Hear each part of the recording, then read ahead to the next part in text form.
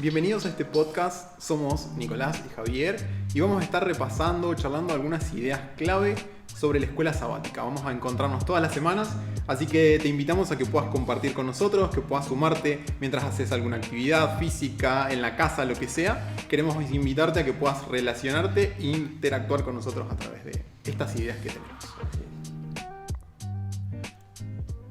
Bienvenidos esta semana. Vamos a repasar la historia de José. La escuela sabática se llama José Experto en Sueños. Y lo primero que se me ocurre, o la primera pregunta que surge es si conoces algún mimado de su familia. Y si no conoces a ninguno, ¿no serás vos el mimado de esa familia? Yo tengo una historia un poco particular. Resulta que soy el mayor de los nietos, y cuando yo era chico éramos 4 nada más en ese momento. Después llegaron más primos y hermanos, pero en ese momento éramos 4 y yo contaba con cierto favor por ser el mayor, por ser el primogénito. Contaba con el favor de mi abuela y nos mandábamos algunas macanas, nos mandábamos algunas travesuras. Pero si yo decía que yo no había participado, mi abuela me creía. Y los mandaba al frente un poco a mi hermano y a mis primos. No me siento orgulloso de esa situación, pero entiendo quizá un poquito a José en este caso. Sí, yo soy hermano del medio, así que normalmente los hermanos del medio nos criamos solos, somos el plomero de la familia, así que no es el caso, digamos. Los mayores creo que normalmente son los más mimados o los últimos, los más chicos. Pero bueno, en este caso justamente se cumple la segunda reseña. La escuela sabática de esta semana habla justamente sobre este tema y tiene que ver con dos lecciones teológicas muy importantes, que es que Dios cumple sus promesas y que puede transformar las cosas que a veces no son muy positivas en algo no son muy negativas en algo positivo. Abandonamos ya la historia de Jacob directamente, vamos a tratarla en esta semana de forma indirecta, porque es el padre de nuestro personaje principal, y vamos a empezar a descubrir cómo José tiene relación con Dios y con su familia. Sí, para ponernos un poco en contexto, me parece súper interesante recordar que en esta dinámica familiar había, primero, varias esposas, hijos de diferentes esposas, entonces hermanos que compartían realidades diferentes. José era hijo de la esposa más amada, por lo tanto contaba con cierta preferencia, había un poco de parcialidad de Jacob hacia él.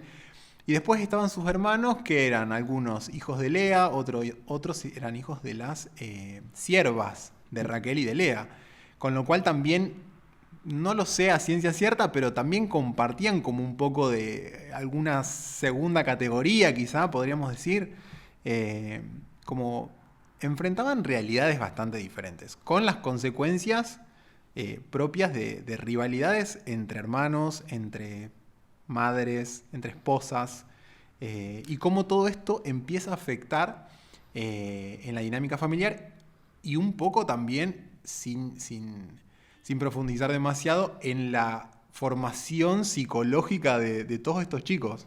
Es verdad, ellos se forman evidentemente entre las peleas de las madres por la atención de Jacob. Así que entre ellos también había esta rivalidad y se había creado en su carácter caracteres rebeldes. El patriarca y el profeta lo describe así a ellos como contrariadores, podríamos decir, como rebeldes ante las órdenes de su padre o de las otras señoras de la casa. Entonces ya esa situación era una situación, podríamos decir, bastante desfavorable y tóxica dentro de la familia, donde había muchos celos, rivalidades, peleas y todo eso, y nace justamente José, para colmo de la historia, en donde en la Biblia lo describe y dice directamente: y Jacob amaba más a José que a sus otros hijos. Yo creo que los padres a veces tienen mayor feeling con algún hijo o con otro. Yo fehacientemente no creo que mis papás hayan amado más a uno que a otro, pero sí tenían algún tipo de feeling con uno u otro y tienen cuidado de que, bueno, si vamos a tomar un helado, es un helado para los tres, en mi caso, si se le compra un regalo a uno, se le compra a los tres ya directamente, pero como que la idea de la escuela sabática es que a Jacob no le interesaba mucho disimular. No, Jacob la verdad no guardaba reparo en eso, al punto de regalarle a José una túnica especial, una túnica que usaban personas distinguidas, no era como decir, bueno, todos usaban una túnica gris y Jacob, perdón, y José usaba una beige. No, si todos usaban una túnica gris, que era mangas cortas, cortita para el trabajo diario, para estar haciendo cosas, para estar moviéndose con facilidad, no, José tenía una túnica súper elaborada, mangas largas, por decirlo de alguna manera, llegaba hasta los tobillos, colorida, llamativa, como vos te das cuenta cuando veías a esa persona, este no hace nada. Claro. Este no anda trabajando en el campo como los hermanos. Claro. Y ya eso marcaba una diferencia bastante importante. Dice que ya cuando Raquel había muerto, dice que más aún Jacob lo tenía a José al lado de él, en diferencia de sus hermanos que trabajaban en el campo. Entonces José, podríamos decir que era un nene de papá. Estaba mucho en contacto con su papá y a pesar de tal vez lo que muchos de nosotros creemos, de que José tal vez era malcriado y demás, se describe el carácter de José como un carácter muy elaborado o muy desarrollado hacia las cosas de Dios. Un carácter puro, juvenil, energético, que dice que anhelaba la voluntad de Dios para su vida, que se enorgullecía de poder cumplir la voluntad de Dios. Y que escuchaba también atentamente las enseñanzas de su padre acerca de ese Dios, más adelante después lo vamos a charlar también, ¿no? Pero dice que cuando iban en la caravana, que ya había sido vendido como esclavo, José se acordaba de lo que su padre le había contado acerca de la escalera que había visto, de los ángeles, de Dios cuidándolo, de Dios protegiéndolo. Y sin dudas, él estaba muy atento a estas historias que su papá le contaba. Evidentemente había tenido o había desarrollado una relación con Dios, a diferencia tal vez de sus hermanos, que no habían tenido tal vez el privilegio o las oportunidades de estar con su padre, que los pueda instruir de esa manera, sino que más bien se describe que las madres de ellos, como Lea, Bila o Silpa, en realidad tenían otros ídolos, tenían otro tipo de crianza, a pesar de que Lea se describe al final del capítulo que en realidad ella aprende a adorar a Dios y agradecer a Dios por los hijos que le da. Evidentemente la crianza de José había sido muy distinta a la crianza de los otros hijos. Así que Jacob podríamos decir que era doblemente culpable. No sé si se puede decir así, es medio duro, pero la verdad que toda acción de los padres tiene consecuencias en los hijos.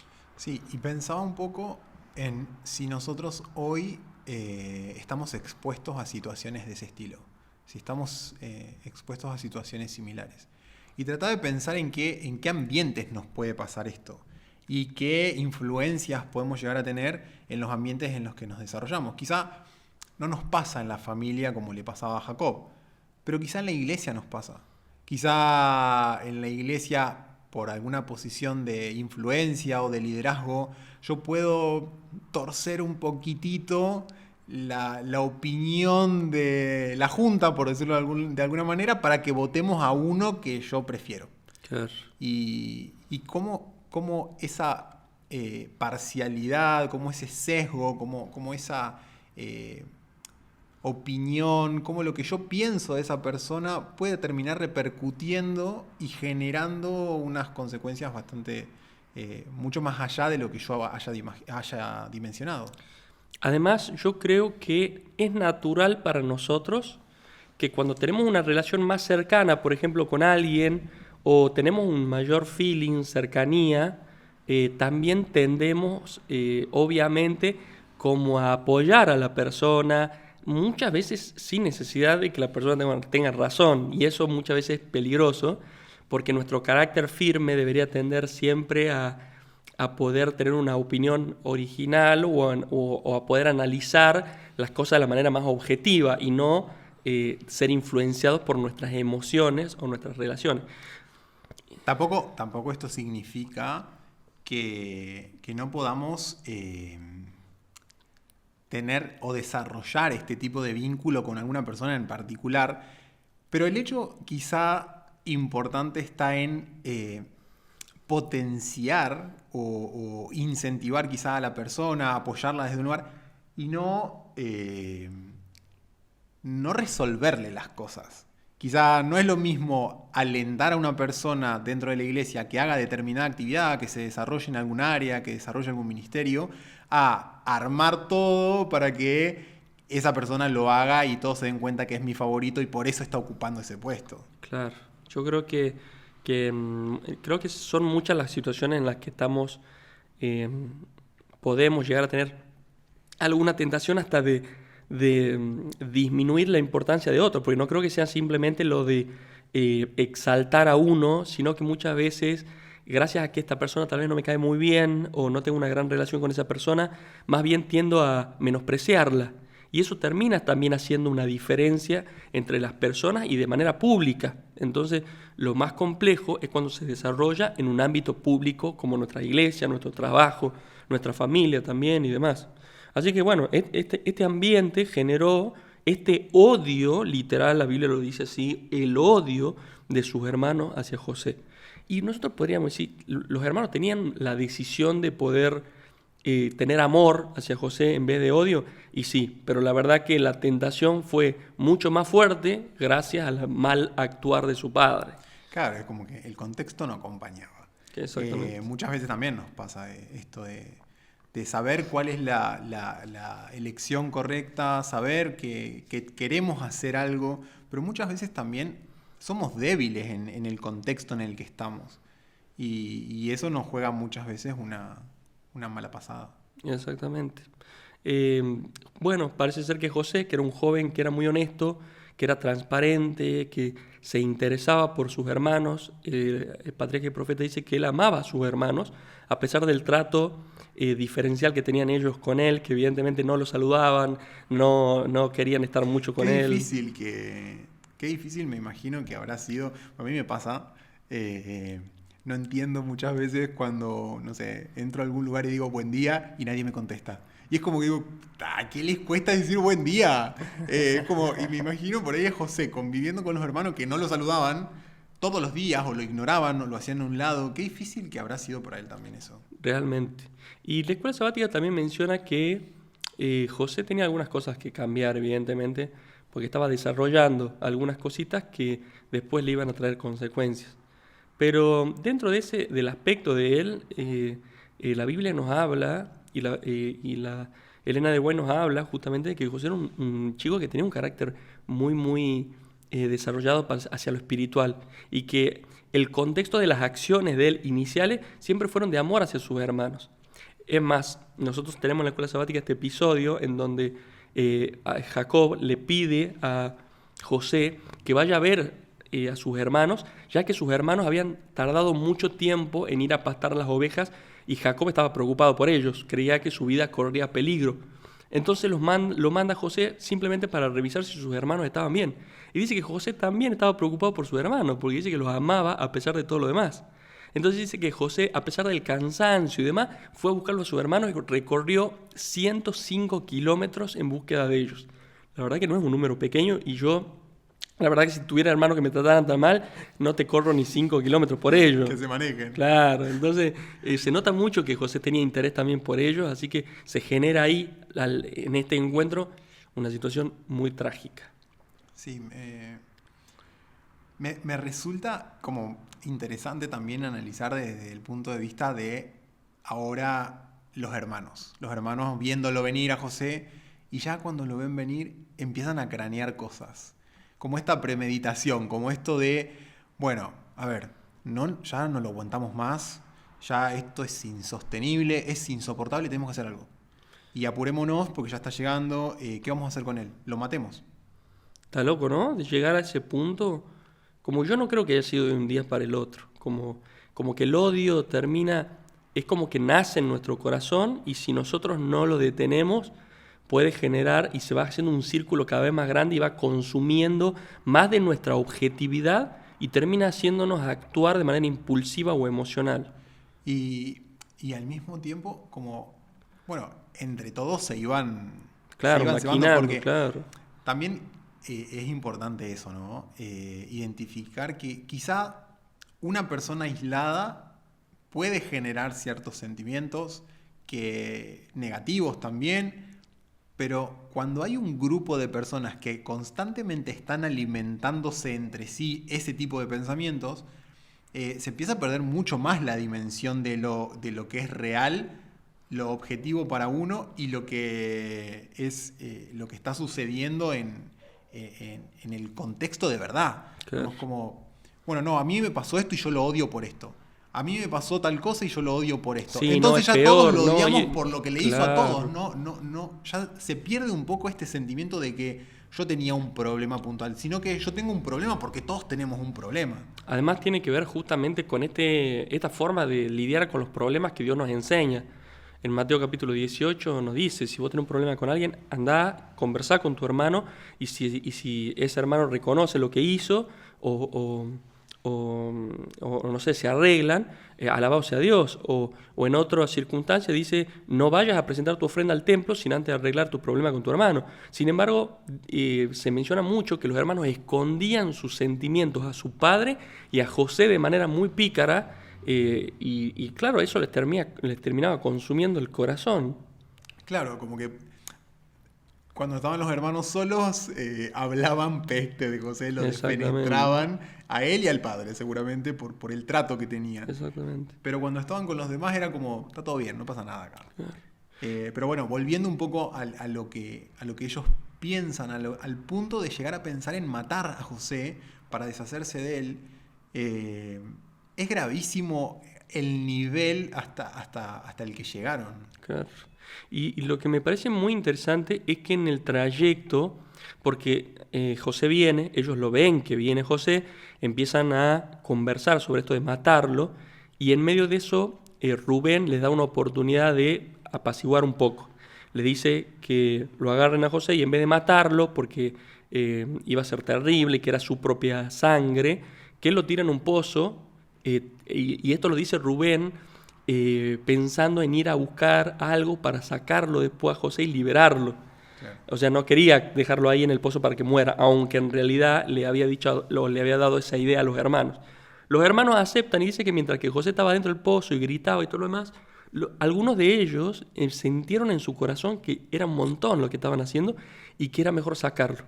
Pero ¿cómo es la influencia de grupo o la presión social que dice que ellos no se animaban a hacerlo gracias a que creían que el grupo entero estaba de acuerdo con esa decisión y no querían ser los diferentes, los blanditos, lo que sea? Claro, como que al hacer lo que iba en contra de los demás quedaban expuestos. Claro.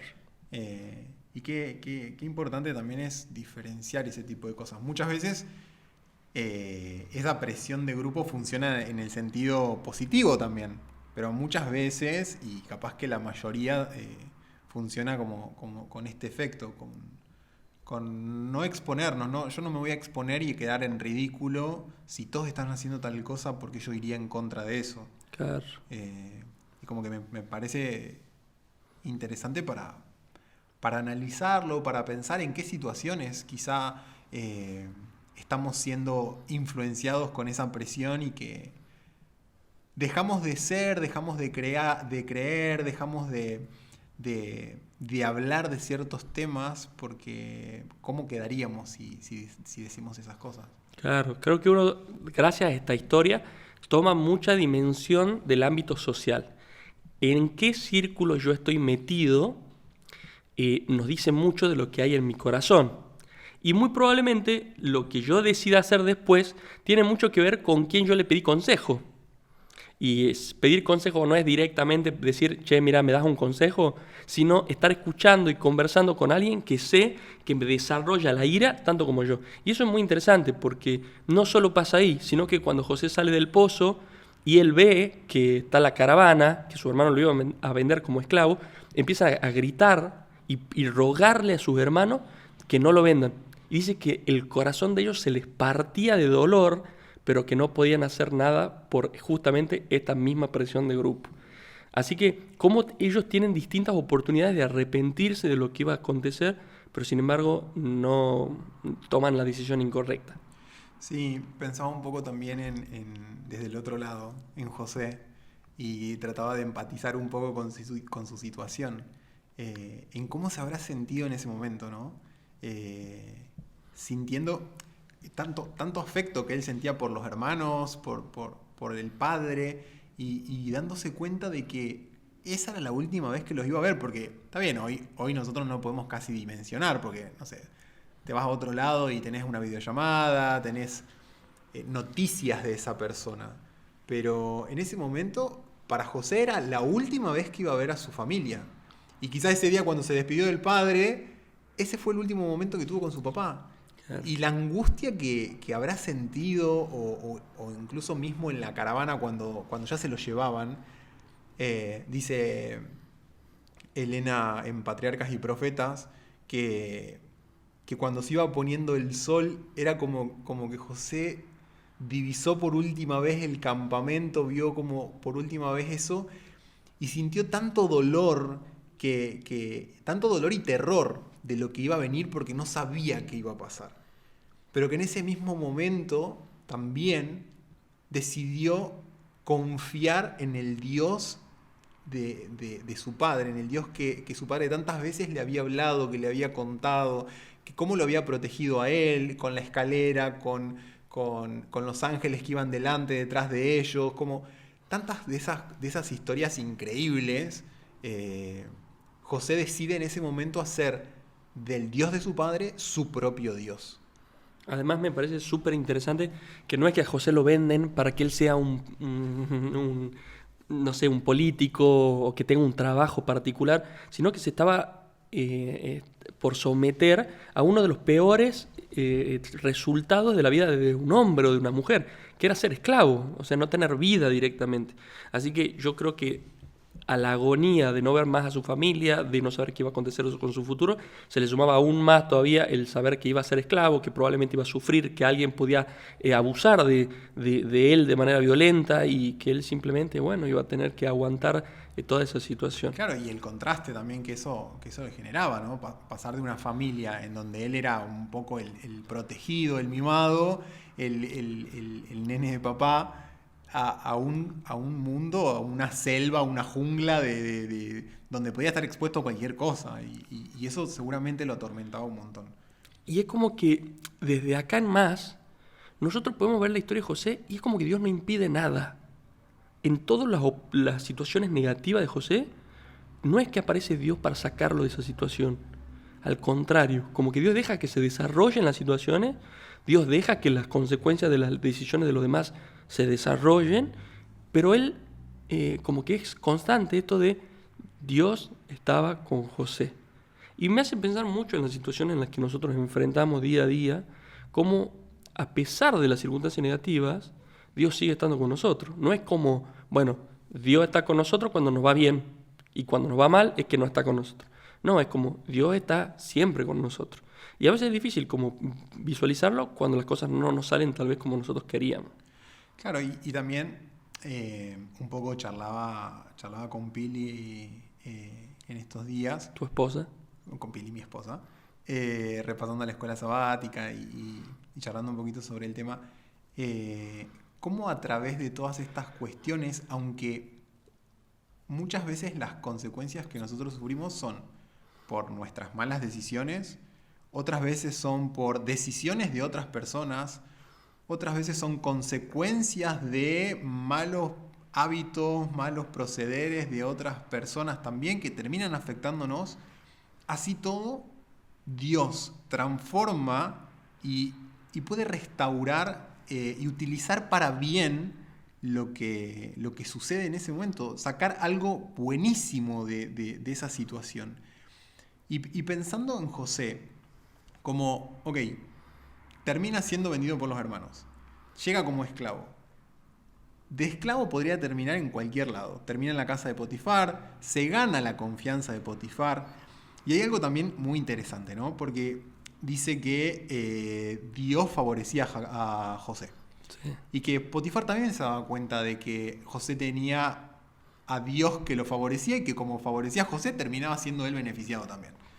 Pero en ningún lado es resultado de un milagro directo de Dios, como dice, bueno, ok, a partir de ahora, como José está acá, lo vamos a favorecer, sino que también había una parte activa de José.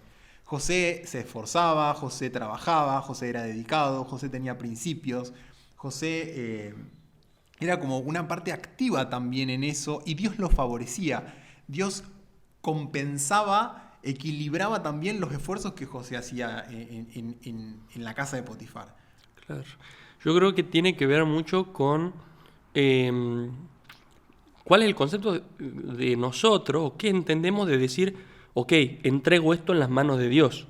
O sea, como entregar esto en las manos de Dios no solamente significa que yo confío en que Dios va a actuar en esa situación, sino que yo tengo que seguir el plan de Dios con respecto a eso. Y el Señor o José sabía que Dios le había inculcado valores de trabajo, de esfuerzo, de organización, de dar lo mejor de él para la circunstancia, y obviamente el Señor lo bendecía aún más de lo que tal vez podrían haber sido los resultados de simplemente el esfuerzo. Sí. Tanto así que dice que José trabajaba en la casa y había bendiciones y abundaba. Pero no solo eso, dice que gracias a las bendiciones de José, también en el campo se sentían las bendiciones. Y era como, wow, una locura. ¿Cómo Dios puede hacer que las otras personas vean a través de nosotros cómo Dios nos bendice? Sí. Y algo como muy interesante también en este punto de la historia es cuando la esposa de Potifar intenta seducirlo, quiere estar con él, quiere acostarse con él. Y José, como íntegro, fiel a los valores, a los principios que él había aprendido, dice, no, yo no voy a cometer ese pecado. Y se va.